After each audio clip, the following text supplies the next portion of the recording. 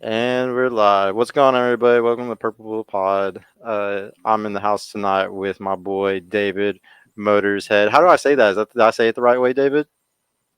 Mottershead, yeah, close enough, man. No. But that's what's up, man. So yeah, guys, tonight we're gonna be talking about a few different topics. Me and him usually disagree on Twitter on certain small things, so we're gonna be going over those. But he's a huge guy in the men's rights movement, probably one of the biggest guys on Twitter and just helping men's rights, especially over across the sea over in England. So I'm really excited for him to break down kind of like what is even the big difference, when it comes to men's rights here versus there. Also, we'll be deep diving into a bunch of stuff. But dude, when we start out tonight, just let me know, where did this all start for you, man? Like, what's your personal life like? Did you grow up in a household that you saw a lot of women's issues even growing up, and then what happened, in your own relationships? Like, where did it all start? Like what made you even start this type of stuff? Well, trauma based, like a lot of men's rights advocates, to be honest, you have to experience something to realise that there is a need out there. I grew up in the armed forces. I was born into the Royal Air Force. My old man left as adjutant of 31 Squadron. He managed an entire fighter pilot squadron. Spent 13 and a half years out in Germany, and I lived a very insulated life. I have complex PTSD. The doctor reckon I've had it since I was 7 years old, since an IRA incident. Uh, Essentially, a car pulled up 100 meters away and they threw a briefcase full of explosives out the window. Fortunately, they were as shit at that as they were at restarting the car. They stalled it and panicked, so they had to run off through the married quarters. Luckily, the explosives didn't go off. But most kids on camp that had witnessed it, and most people on camp, started exhibiting, as most people would, PTSD type symptoms. But they usually lessen within 3 to 6 months. But I had an incredibly violent father, so I was never able to come down from that hypervigilance. Um, I was then made homeless 28 days after my 16th birthday, after my dad strangled me unconscious in a alcohol-filled rage. So I went from a very insulated, privileged life to living in a homeless hostel with 300 people, most of them out of prison, gangsters, paedophiles, rapists, all sorts. So I learned very quickly about street cred and how that keeps you alive. Um, uh, and then joined the armed forces to get out of that life. Went abroad. Initially, I was in the Royal Logistics. Served How old twice were out in you when you Kosovo. first joined? 18. 18. Yeah. Okay. Yeah, a skinny little ginger lad, freckles all over my face, no idea what was going on in the world. Which is why I ended up accidentally walking into 3 minefields while I was out there. But yeah, it was an awesome tour. And I learned the lessons on that tour, that first tour, that I've carried with me ever since. Those would be number one, every single one of us is equal. Number two, material possessions mean absolutely nothing.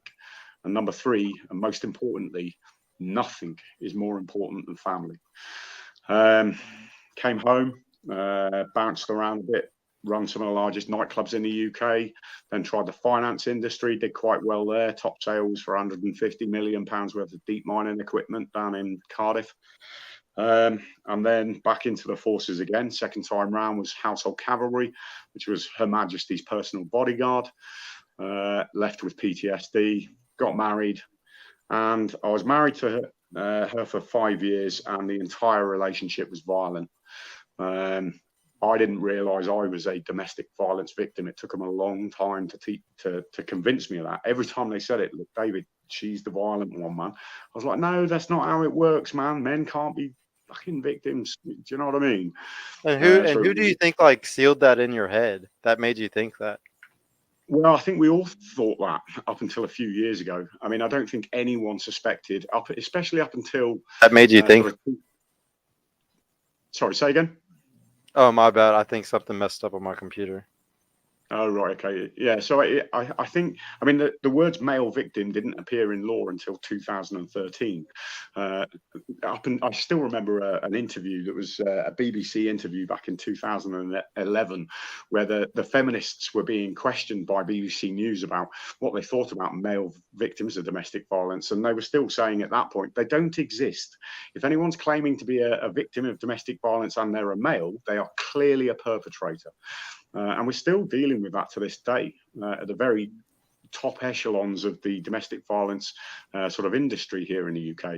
Occasionally, the feminists might say, yeah, okay, so there are some, but the majority is women. But the only reason they do that is because David Cameron, the former British Prime Minister, wrote to these domestic violence charities in 2015 and said, listen, unless you start treating male victims, we are pulling your funding. So they've been forced to say, all right, they exist. So yeah, that's long story short how I got into it. Where would you say is like the turning point in you starting to like help, because I know you do a lot of stuff, helping in the court system and stuff. Like was that something that you recently got into, or like what made you start getting into that?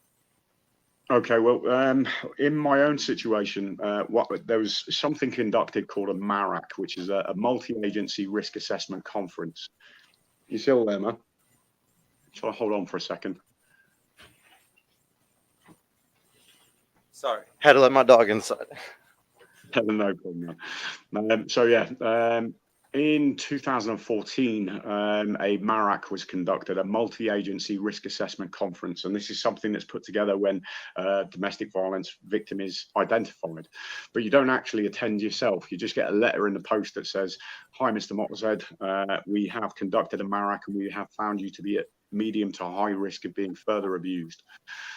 So at that point, I thought, I mean, that was when I first started fighting it. Like, there's no way I can be a domestic violence victim. I mean, I'd had all of these professionals, we'd had these meetings in social services and things up until that point. And every time I'd gone into these meetings with black eyes and cuts all over me, they'd say things like, well, you must have done something to make her angry.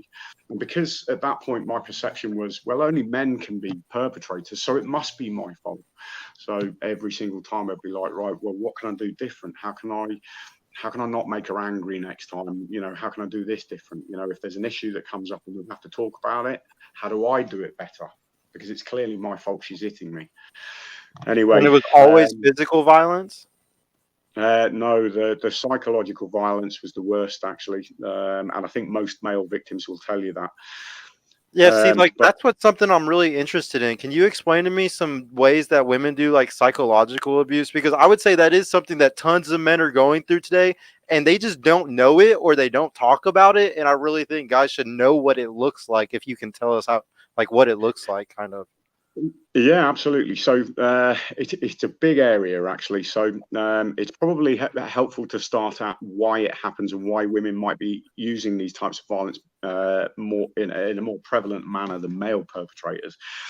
So when you look at the research about how hierarchical structures are set up between adolescents, the best research came out of South Africa from summer camps back in the 80s. Huge studies still used today. And what they found was that the kids were turning up in their teenage groups as teenagers, sorry, and they were developing these groups between the boys or between the girls in very different manners. So the boys were doing it through competition and, who's the best at this. It wasn't, a lot of people think it's domination. It's absolutely not domination. It is absolutely skill based. Who's the best footballer? Who's the best this?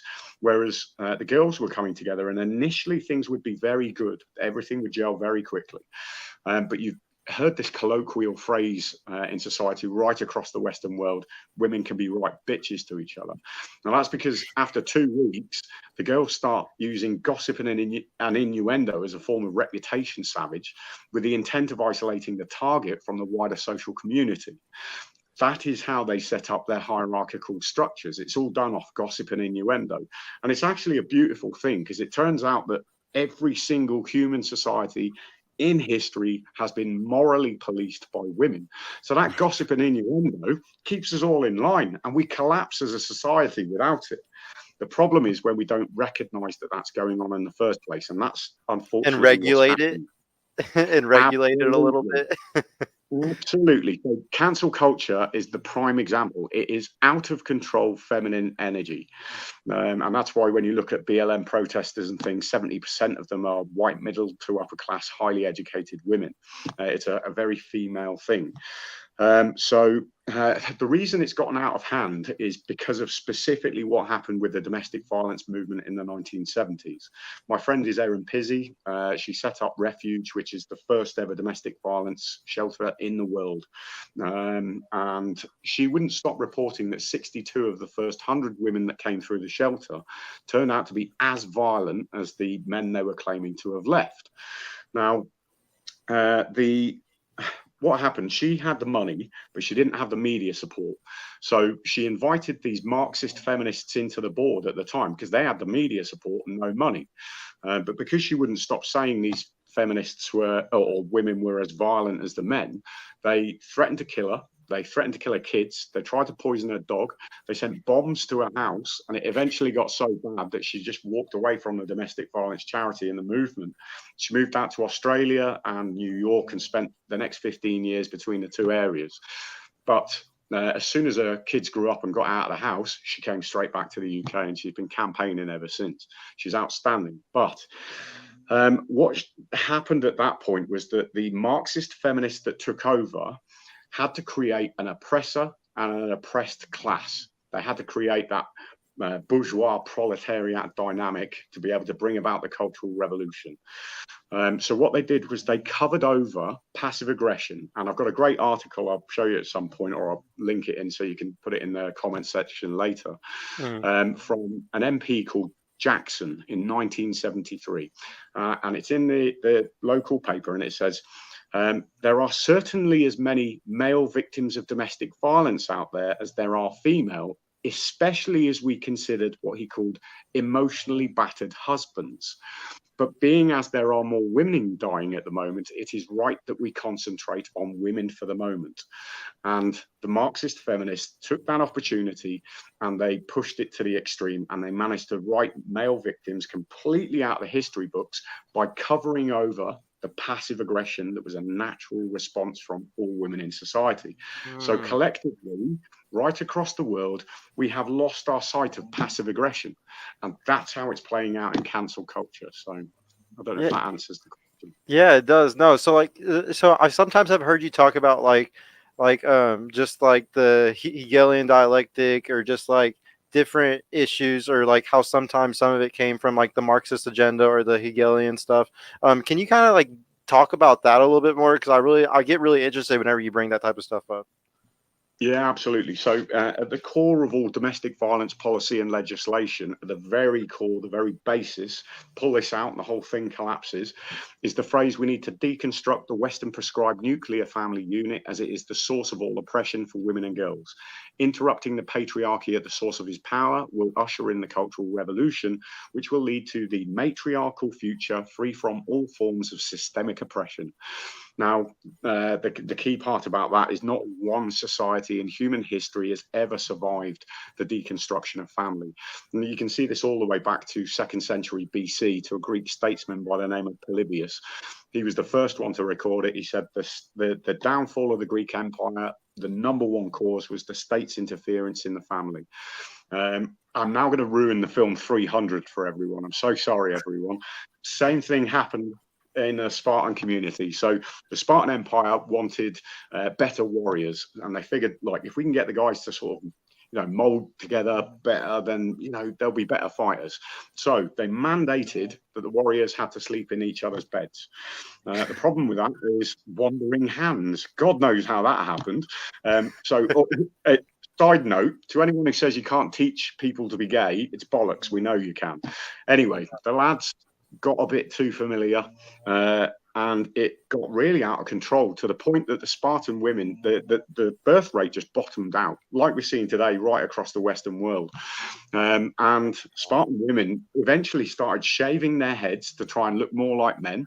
Um, that didn't work, so they had to mandate that on the 25th birthday of these warriors, they had to be dragged from the pit of their comrade and forced to marry a woman and have sex with this woman, and only once they'd had sex could they go back to their warriors' pit. And unfortunately, that didn't work either. And that is why the Spartan Empire collapsed. You can see it in the Roman Empire as well. They actually call it the curve of empires. So you see this heightened promiscuity, you see lots more homosexual behavior, that type of thing. Everyone's just, excuse my French, fucking each other, man. And that's how societies collapse. But what's going on with this Marxist side of things, when you hear that phrase that I made reference to earlier, Karl Marx and these other socialists have always known that if you can convince a society to start behaving in a manner that mirrors the curve of empires, eventually they will take it on. And the idea of Marx was that it comes down to conflict theory. So Karl Marx said nobody's allowed to plan for post-revolution. Socialism must be allowed to arise naturally from the ashes. And that reference to the ashes there is their idea that you have to destroy society to absolute ashes, and then you'll get communism. But in the academic world, they're all arguing. I mean, we've had 262 million deaths in the last 150 years as a result of this ideology. And the highest sort of levels of the academic world, they're all like, I don't understand why it hasn't worked. Why aren't we communists yet? And what appears to be going on now is that the academic world and the judiciary specifically, because they were the last line in the defense, they seem to be thinking, right, fuck it, we'll give it another go. This time, fingers crossed. Do you know what I mean? It's gonna work this time. Yeah. Yeah, this is it. Shout out to my boy Don Juan with the $2, man. I appreciate the $2, bro. Sergio, welcome back. Yeah, it's been a couple of weeks, guys. So thank you. I got another show on Friday with a guy named Man of Steel. He's a big pickup artist, so make sure y'all come on Friday too. I'm happy I got another show. Dave's foreshadowing the U.S. Yeah, David is foreshadowing the U.S. 100%. I feel like Europe is just they're ahead of us, and we're just gonna end up doing the same shit as them probably. Especially if they take our guns. That's what it's written at the Das Kapital 1. I don't know what that is. Last page of on the last. That's what's written on the last page of Das Kapital 1. Do you know what Das Kapital 1 is?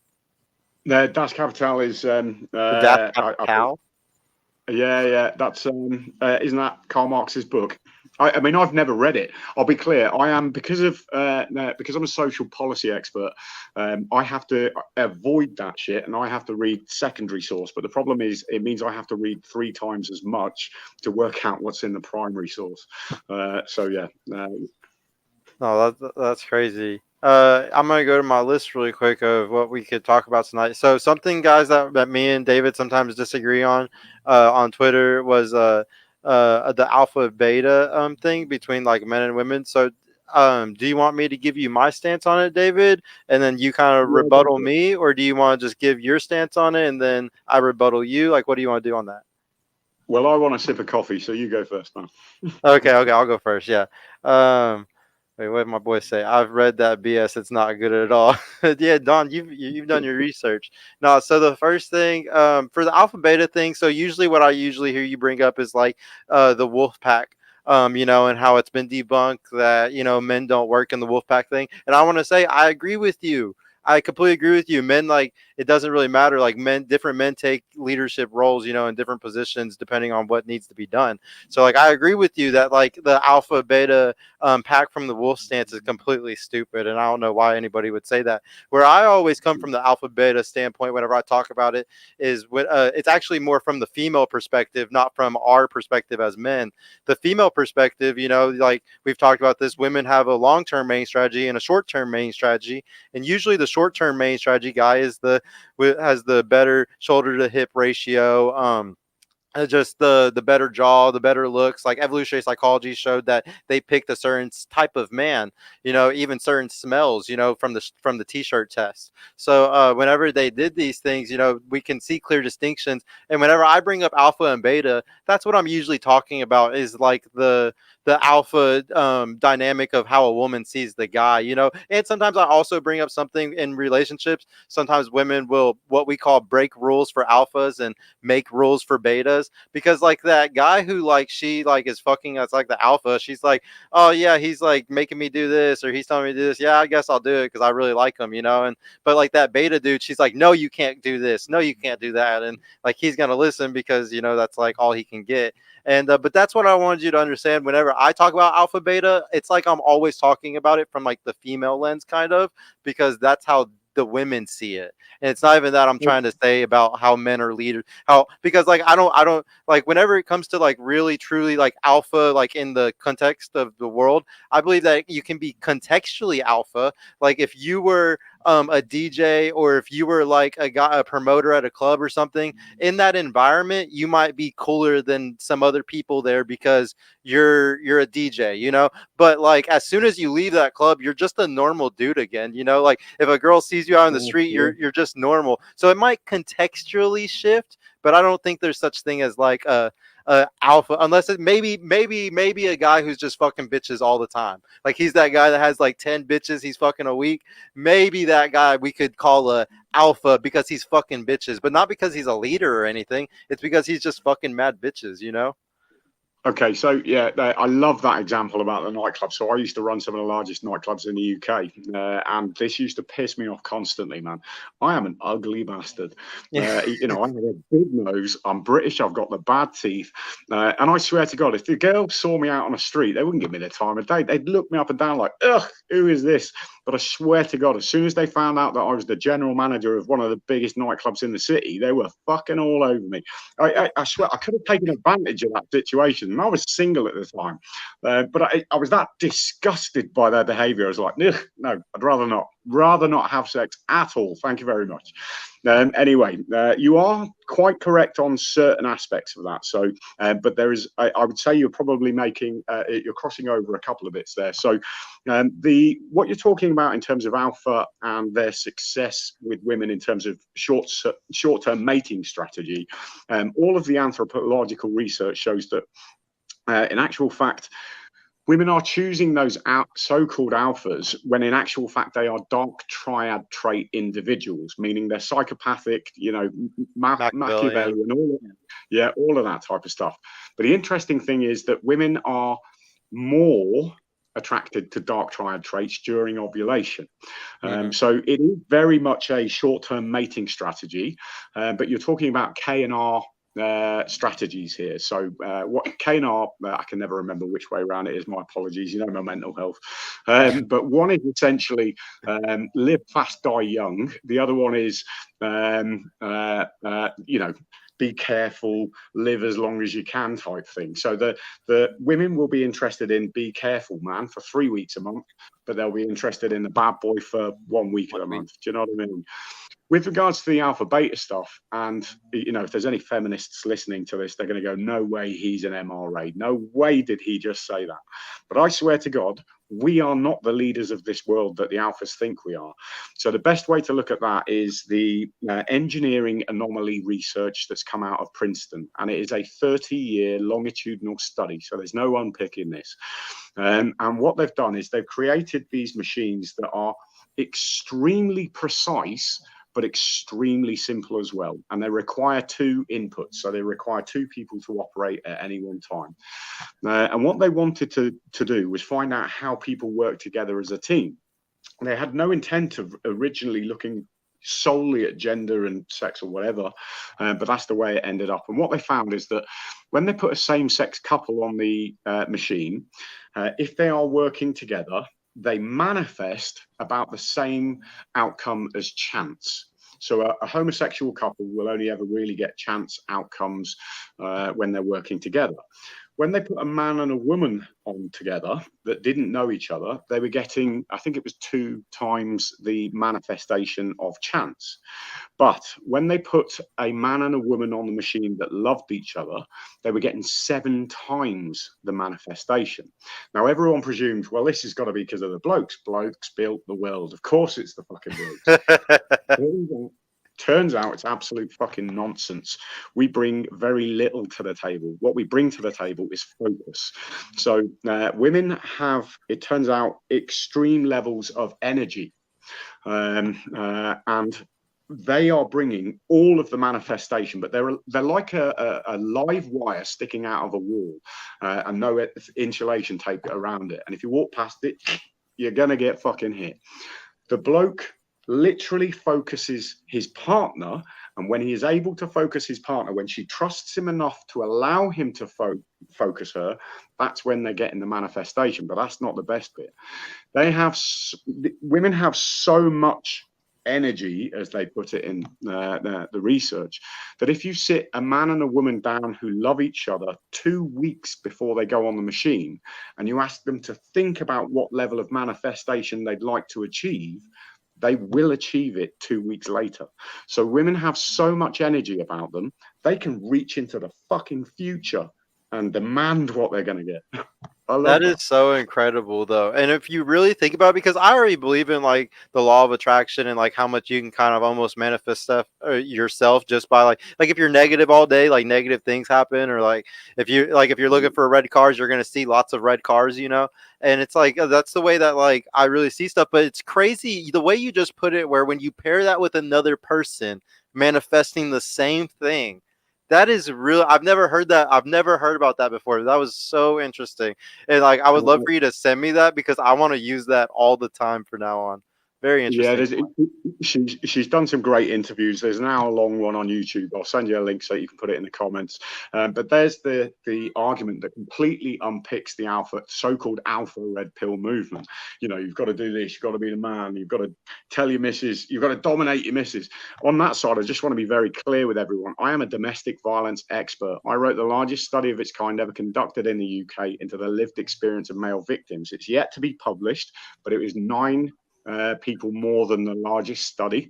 The largest study currently belongs to a friend of mine by the name of Deborah Powney. Intense girl, incredible girl, knows her shit. But let me guarantee everyone, every single person, whether you're in UK, US, Canada, anywhere in Europe that has the similar domestic violence laws, you try to dominate your partner, and she might like it at the start, but I guarantee you'll pay in the divorce. And I mean, not just pay in terms of, she might take my shit. If you dominate your partner after having been told by an alpha or a red pillar that that's the idea, it won't fucking matter to the judge. All that will matter is that you were domestically violent using coercive and controlling forms of abuse against your partner, and you will end up in jail. So be very careful about what everyone's being taught about this. Don't ever tell your missus what to wear, even if you're right, even if she's trying to go to a fucking funeral wearing a bikini. All you have to do is make sure the car breaks down on the fucking way there. Just don't let her go. Yeah, I really hate whenever the guys try to control the wearing thing, man. I don't mind what my girlfriend wears. And one of the biggest reasons is because I think it makes the guy look better the better she looks. Or the more eyes that are on her, the more eyes that are on you. I think that was a status thing for all of human history too. I think that guys always wanted the prettiest girl by their side, so they like it was a status thing. It's like the eyes on her equals you must be something awesome, right? You know?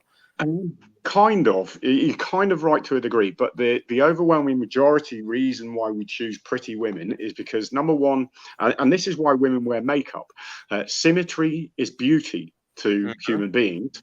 And you can see this in terms of, there's argument about whether this is the case or not. There's a couple of papers that says it's been unpicked, but I prefer to believe the overwhelming majority of research rather than one paper that says it's not true and it's slightly different. But anyway, during ovulation, women's facial structure literally changes to become more symmetrical. And all they're doing there is signifying healthy genetics. So it's less about status and it's more about, yep, I'll give you a good baby. Look at my face, look at my Yeah. hips, look at my boobs. I'm good. Even the long Again, hair and stuff too. That's why we would cut the hair off of women as one of the ultimate disgraces. yeah, absolutely. Yeah, it's the peacock in reverse. Yeah. Uh, What whenever it comes to the beautiful mice stuff, bro, like let's talk about that. Like what's your like what do you not like about like we'll talk specifically about like Andrew Tate. Like when it comes to Andrew Tate, what do you think is like happening with society because of what he's teaching, and compare that to the beautiful mice thing that like you always talk about usually. yeah. He's I want to be careful about Andrew Tate because he's ex-military. His father's ex-military intelligence. He was a spy, British military intelligence. So theoretically, he's family, and we defend our family to the hilt. However, I have seen the video where Andrew Tate says, "Oh yeah, get him to fall in love with you, then get him to work in the business," and that is human sex trafficking. That is the lover boy method. So he's going down whether he likes it or not. But as for him profiting off the pain of other people around the world at the moment, which is all he's doing, he is teaching exactly what the beautiful mice experiment was. Now, for those who don't know, it was Universe 25, and this is that's the name of the study, and it is the most harrowing study ever conducted in the world. Any academic will tell you this, and that's because they were looking at what happened when societies collapsed, and they managed to repeat this test over and over again, and it collapsed every single time exactly the same way. And what it showed is the more affluent, they put a load of these mice in these big cities and they gave them different levels of resources essentially. And what they found is that the more resources the rats had, or these mice had, the more things would go great for a little while, just like us. Think about 100 years ago, 200 years ago, whatever it was, if you wanted coffee, you'd have to talk to a lord somewhere, and they might know somebody in Africa that was shipping it over in 6 months, and you might get a few beans at that point. Whereas now we go to Asda or we go to Walmart, and we kick off when they haven't got our favourite brand. So we are an extremely affluent society.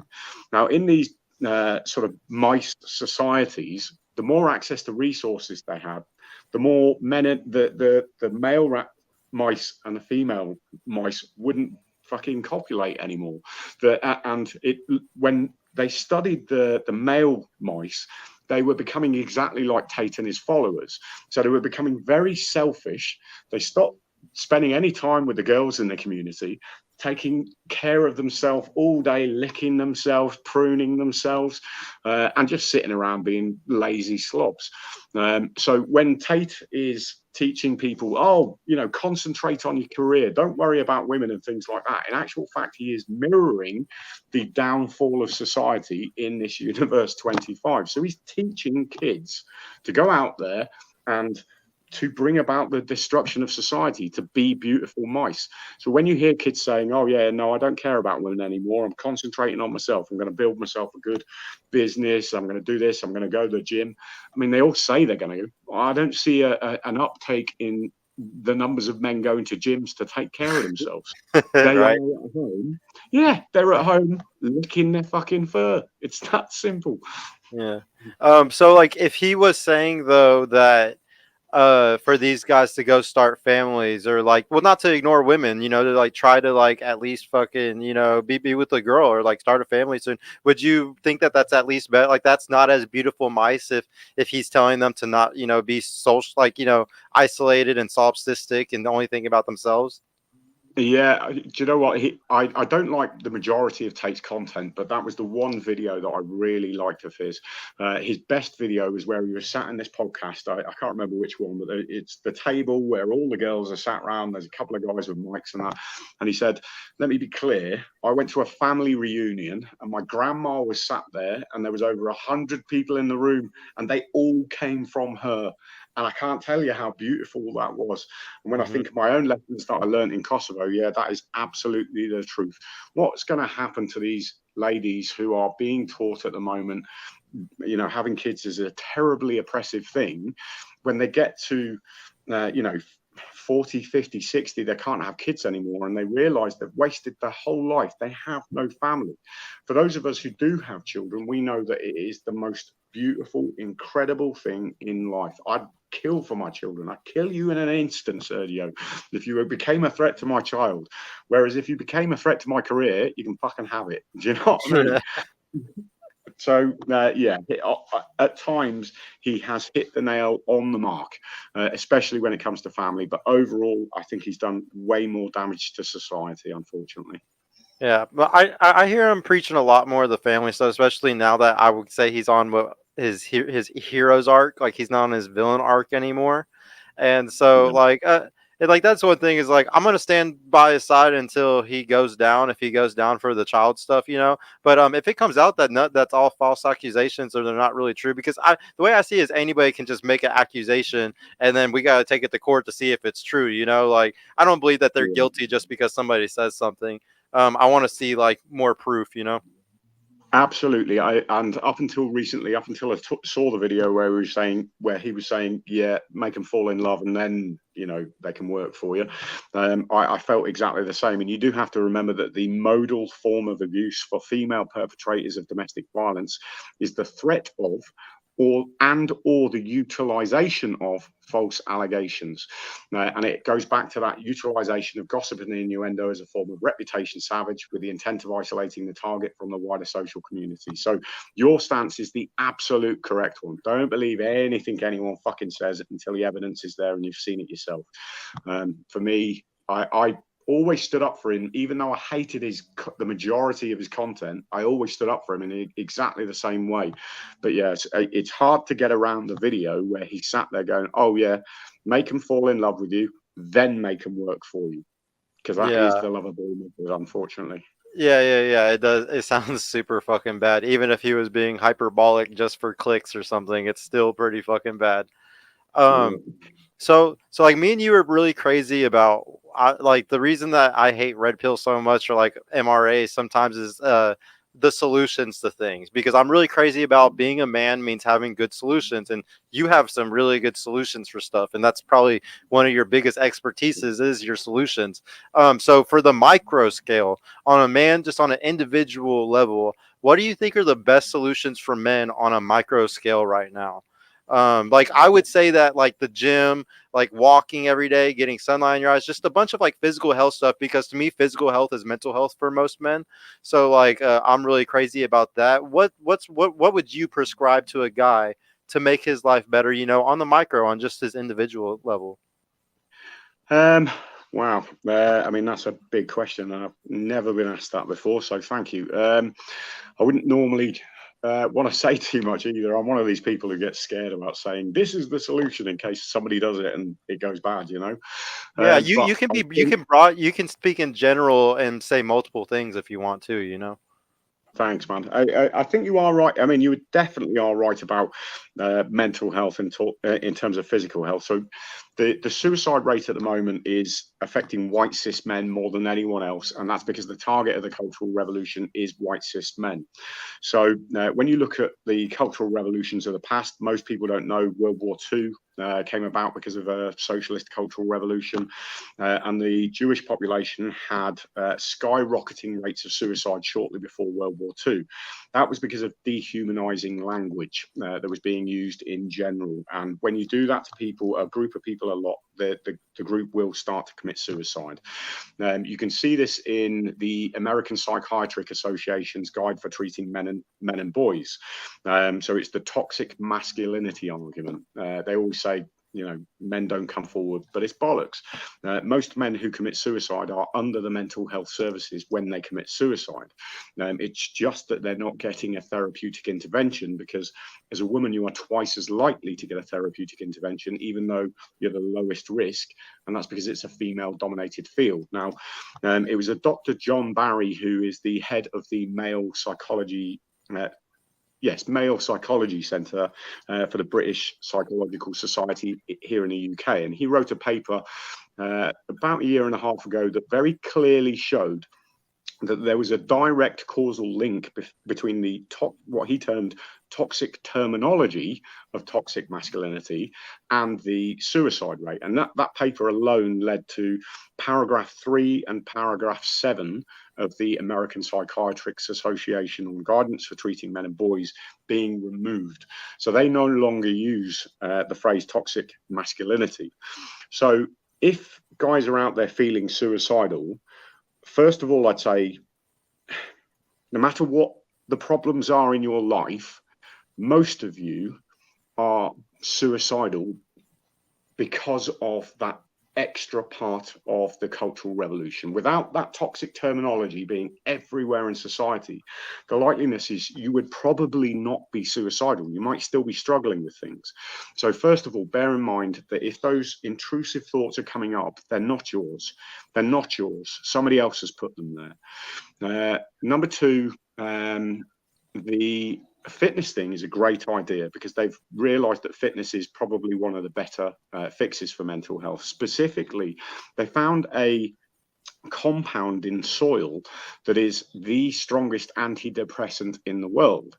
So if you go out into your garden, you just turn soil over, you're breathing that in, and that will help reduce your depression.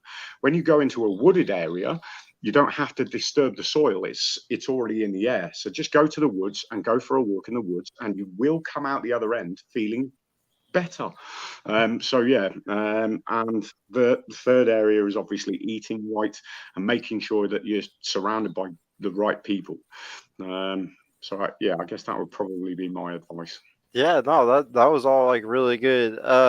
I know something that like you would always talk about too, and I always loved whenever you would talk about this in spaces was the like guys going to like a wood shop or like going somewhere to hang out with other dudes and be social. What where did you say they would always go? Like there in England? Yeah, my apologies. I should have thought better about that. I'm nervous on a podcast. Okay, so I got you, bro. I know your points really well the too, so I got you. Thanks, man. I appreciate it, brother. So the single best intervention we have for men globally is men's sheds, and it started in Australia. And it turns out, and I've been trying to say this to people for about 5 or 6 years, but nobody listened until Chris Williamson said it recently. I He said, love when that you look guy. at yeah, he says when you look at men, you can see when they talk, their feet are outwards like that, whereas when women talk, their feet are together, pointing at each other. And I've been saying for years, men talk shoulder to shoulder, women talk face to face. Now, it turns out what's happening in these men's sheds is that guys are going in, they're stood around a workshop and they're doing something constructive, so they feel good anyway. They're building a bird box or knocking a table together or a bench together. And we all know how blokes talk. You know, you're getting on with your work at work, and it's just like, all right, Dave, how are you? Yeah, not too bad. Fucking shite week. Oh, why? What happened? Ex-missus stopped me seeing the kids. I was supposed to see the boys on Saturday. Oh man, that sucks. I'm so sorry to hear that, man. Is there anything I can do? Nah, that's all right. Appreciate being able to say it out loud. All right, man, if you need anything. And that's how men deal with things. Whereas what we've got in therapy at the moment is purely woman-centered approaches to therapy, where we're expected to go and sit in a room and talk about our feelings. Oh, let's open up. No, thank you. No, I'd rather not. So men's sheds. I know I had my own benefit from this. There's a guy in the UK here called Martin McGreerson, who was an ex-2 Sergeant Major. And we all like to say he was made beautiful by the Argentinians in the Falklands War. He was shot once in the face, twice in the arm, once in the leg, and once in the stomach. So he's ugly as sin. But he started out the veteran sheds, and I started there at the lowest point in my mental health. So I was going out at that point out of my house once every 2 weeks at 9:30 at night, so that nobody could see me. And I was walking through the woods wearing a tactical torch, red light torch, and the woods ended where the shops began. So I could nip out of the woods, get into the shop, get my food shop, and get back into the woods. And it was when the guys in the regiment realised how bad things had got in terms of the isolation that they kind of forced me to go to veteran sheds. And it was that pulled me out of my home. It made me realise that there were blokes out there that I could be around and feel safe, and I didn't have to worry. And it was purely them, that gave me the confidence to go back to university. So, yeah, men's sheds. If nothing else works, get yourselves to men's sheds. If nothing else, you get a bird box out of it. I wonder if there's any in America at all. I've never Googled it. Have you? Do you know? Have you researched it before? I have researched it for Australia, New Zealand, and Europe. I've never looked at the US, but I can't. I would love to see if they got anything like that here, but it is something that is so necessary. What about for macro solutions? Okay, so like for me, what I'm doing on the macro scale is I actually help guys get into politics. I have a campaign manager that's one of my best friends, and we very much push people into local politics so we can start changing these things on a ground level. And we're trying to look to start a super PAC and a lot of different things to just start bringing more funding and more eyes towards destroying the woke culture, like really at the schools and stuff. One of my best friends just ran for school board right here, close to me. Whenever Nice. whenever it comes to on the macro scale, I know you help a lot in the courts and stuff. What else do you like do on that scale? Okay, so well, I set up something known as the Veteran and Blue Light Service for a charity called Families Need Fathers, Both Parents Matter Cymru, which is a Welsh charity. But we are the only service in the UK, so we don't just help people in Wales. We help guys all over the UK. The obvious problem behind male suicide. Great research studies just been completed by Professor Ben Hine in London, University of West London. It's called Lost Dads, and it proves that divorced fathers, separated fathers are 11 times more likely to struggle with suicidal ideation than the generalized population. And you can times that by 2.4 for the veteran community. A lad that started off in my regiment, a guy called David Jukes, a couple of years ago, the last thing he was told was your PTSD has got so bad you can't see your kids anymore. So the social workers walked out the house. He walked straight out into the garden, into the shed, and hung himself. 3 years ago, I helped a father by the name of Ian Briggs, who spent 30 years in the Royal Air Force, go through the coroner's hearing for his son. So here in the UK, the Child Maintenance Service, which collects money from fathers for single mums and whatever else, they are corrupt as hell. So you can ring the Child Maintenance Service and just say, he's on 100 grand a year. And if you're convincing enough, they'll just start taking the percentage based off 100 grand a year. Now, Gavin was a good earner. He had 60 grand take home. But his two ex-partners had got together and created a load of fictitious arrears with the Child Maintenance Service. And he woke up one morning, logged onto his CMS account, and there was £50,000 worth of arrears put on there. He had £11, I believe it was, in his account at the time. He drove straight to Tesco's Metro, bought 4 cans of lager and a disposable barbecue, drove to an industrial estate and drank the 4 beers and gassed himself. We have a researcher here in the UK by the name of Brian Hudson. You can find him on Twitter, actually, and he's done some excellent research, although I would argue it's probably more correlation than causation he's been able to prove. But of the 4,799 male suicides we had last year, he has fairly categorically proved that about 1,000 of those were down to those fictitious arrears type areas. So what I do is I, on a daily basis, almost take phone calls from suicidal men. I immediately identify what the wider needs might be. So a lot of them will have complex needs like housing issues or financial issues that maybe they won't be engaged with the mental health services when they should be. Once I identify those problems, we try to signpost out to the wider support services for those. But then when it comes to the family courts, I source for them the very best and free legal support that we can. We also set up monthly meetings in almost every major city in the UK. I didn't. This was already being run by the charity. This is just something that I've tagged onto.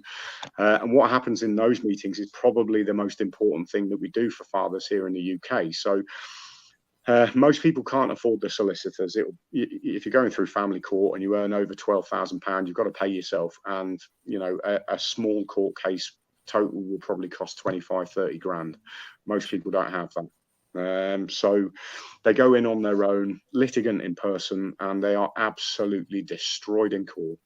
So what we do is we have these meetings once a month where all these fathers go along, and we have a solicitor or a barrister there to give them free legal support. But it's not necessarily about the legal support that we've got them there, actually. It's a bit sneaky. So rather than sitting down with a barrister or a solicitor on your own and saying, this is my problem, can you help? And only getting 10 minutes, we get all of the guys in the room at the same time with the barrister or the solicitor, and we get everyone to take it in turns, going around the room saying, this is my problem, what do you suggest? And they get 5 minutes of advice from the barrister. But the very cool thing about that is, by the end of that meeting, everyone has realised, and we have a joke about this in the men's rights space, these women seem to be working out of the same textbook. They all use the same techniques. So you have a very isolated guy who thinks his world is crashing and he's the only guy that's ever been through it. And then all of a sudden he sits in a room and one person says, this is my problem. And he goes, oh, that's a little bit like mine. Then the next person goes, oh, that's a little bit. In fact, hold on. They're all the same. Our stories are all the same. And all of a sudden, they are no longer isolated. These guys then have a group of people who are all going through exactly the same thing. The majority of them are all suicidal, and they can ring each other and say, look, this just happened. And the other one will go, wow, fucking, I went through that 6 months ago. Don't do this, whatever you do. And that's how we provide support. With regards to wider, in terms of macro, I harangued the shit out of the authorities, to be quite frank. The head of the Metropolitan Police had 3 academic papers rammed on a desk about 4 months ago by the PR director for the Metropolitan Police. So if you ever want to get into the very top levels of an organization, understand that the public relations people will always put their mobile phone number on there so that the press can ring them. So you can ring that guy straight away, and he's right at the top. And if he agrees with you, he will do what that guy did, which is send us the fucking papers. I'll put it on a desk, man. So yeah, the head of the Metropolitan Police, who recently called everyone far-right, misogynistic homophobes in the police, she got 3 papers like slammed on her desk, like prove misogyny even exists, you bellend. So yeah, I'm terrible for it. The government know who I am. I sat down with the Prime Minister's PP, proposed person who signs all his papers when the Prime Minister is too busy, only 2 months ago, 2.5 months ago, and pointed out that the online harms bill seemed to suggest that the only people that should have their posts and their content filtered by AI should be white cis men, because there is this historical bias by AI filtering software. And we're not sure if that's gone through, but that slipped in under the radar for our government. And as soon as I showed him the paperwork that I had assessed with my notes all over it, his jaw dropped. He went, David, can I take that paperwork, please? I was like, yes. So I know it's landed on the Prime Minister's desk. So he who dares wins, as the SAS say, and that's what I do. Yeah, you gotta stay aggressive over there. It sounds like that was the next thing I was actually gonna talk to you about, was like the American versus like European politics, or like UK politics specifically, I guess. I have this mentality where I really think that you can push back on me on this. Like, I know you'll probably disagree. I really think that European politics is dragging down my American politics over here, because y'all complain about so much stuff, and it's like, we don't have those same issues here. Stop dragging us down with you. What do you think about that, though? Like, what do you think about the differences between the two and stuff? Well, I think Americans are the source of all problems. I'm joking. I would agree with you, though. I can't disagree with you on that. We are the policemen of the world, so we're going to be the source of all the issues too. Yeah, I mean, I've served with the Americans out in Kosovo, and I found the guys quite gung ho, and I nearly shot an American who just so happened to be pointing his rather large 50 caliber fucking machine gun on the top of his Humvee as we're driving down the road straight into our cabin. And I know some of these 50 cals. I've never fired one myself, but I know some of these 50 cals haven't got a safety, and he had both of his fucking hands on the grips. And I'm thinking, if there's a bump up ahead, me and my mucker here are done. So yeah, I do worry sometimes, but no, I think in terms of the difference between the politics at the moment is Biden. Um, excuse me. So here in the UK, the Labour Party would be the Democrats, Biden, and our Conservative Party would be your Republicans. To give you an idea of where you're up to in terms of the ideology and why your country is so screwed at the moment, I'll take you back to the founding of the Labour Party, and it was with an organisation called the Fabian Society. So Emmeline Pankhurst was a founding member, along with a few others. And if you go to the Fabian Society's website and you look at the history section and the about section, they'll tell you that the Fabian Society is called that because it's named after a Roman conjunctor, Roman general, who pioneered the idea of waiting for the right moment to strike. So essentially, this is an ambush. But the history section also states that they wanted to bring about socialism in Europe, especially in the UK, but they couldn't because at the time World War One was kicking off and nobody wanted socialism because World War One was brought about by a cultural revolution by socialists. So in their history section, they write, what we're going to do is we're going to wait for the right moment to strike. And we're going to subvert the education system in the meantime using posters and things like that. They created the Labour Party. The Labour Party here in the UK are the radically left-leaning ones who call themselves Comrade. We are the People's Workers' Party, or whatever they would like to call themselves. Mm-hmm. If they get into power over here, because currently we have the Conservatives in, this will push the UK into a full-blown bloody civil war, because all of the policies that have come out of the Labour Party in the last 50 to 60 years are the ones that have brought about this cultural revolution. It's not just the academic world. And the way we know this is specifically, I found this out recently, Tony Blair, who was the guy who pushed us into the Second Gulf War, turns out the first thing he did when he got into power was change the Treason Act, repeal the Treason Act so that people couldn't be hanged anymore because it was the last hangable offence here in the UK. The reason that's important is because most don't know that a cultural revolution, the legal definition, both here in the UK and over there in America and right across the Western world, the legal definition is a coup d'etat. A coup d'etat is illegal, highly illegal, high treason. If they'd brought it about and high treason had still been a hangable offence, that meant he would have been hanged. So that's why he changed it as soon as he came in. And that's why you guys are struggling over there. The Roe v. Wade argument is actually a revolutionary argument that started with Mao. So whenever you can't have a cultural revolution unless you have first destroyed the family. It cannot happen. The last time they tried to bring one about before the one we're going through now was 1956 in Hungary. And the guy who tried to was George Lukács. And they failed massively. Even though they failed, thousands still died. And the intelligence services over here are predicting that thousands will die in summer in the riots. You guys are going to have crazy riots over there. We're going to have them over here. Loads of people are going to die. But George Lukács failed in Hungary. And he wrote a paper that stated the reason we failed was because the families were too strong, and the families were too strong due to religiosity. Therefore, as we push west and try again, we must first destroy religiosity. Now, when you look at how Mao got into power, he failed in his first attempt to get in as well. And he wrote a paper saying, right, what we need to do is create division along cultural lines. We're going to do that by having consciousness raising groups There's your Hegelian dialectic. Let's get everyone arguing about crazy stuff. But also, he deconstructed families. He destroyed families. So when he first got into power, the first two things he did was to recognize the family as an institution that the state could not interfere with.